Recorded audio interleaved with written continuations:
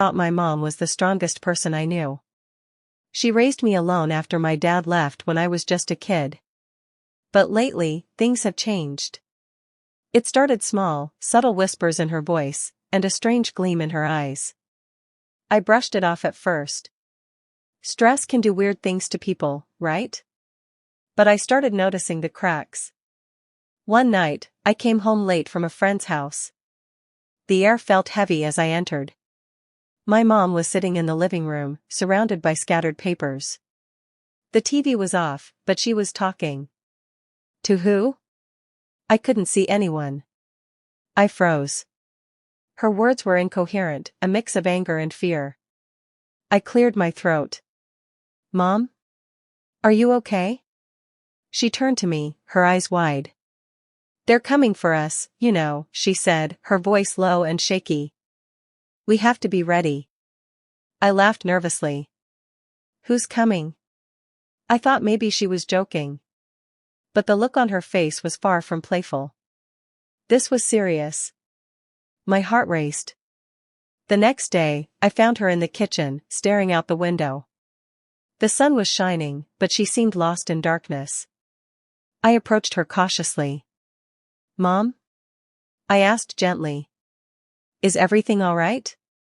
She turned slowly, and for a moment, I didn't recognize her. They know where we are, she whispered. We have to move. I tried to reason with her. Mom, it's just the stress of work. You're tired. She shook her head violently. You don't understand. They watch us all the time. I felt a chill creep down my spine. I wanted to help her, to pull her back to reality, but I didn't know how. Days turned into weeks. I watched her slip further away. She stopped going to work. Our conversations often turned into her rants about the Watchers. I felt trapped in our house, a prisoner of her paranoia. Friends stopped visiting.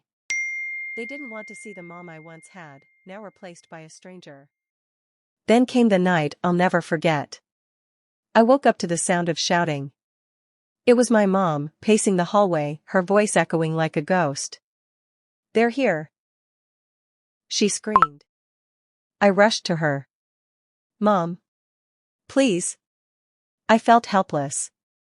She was shaking, her eyes darting around as if she could see something I couldn't.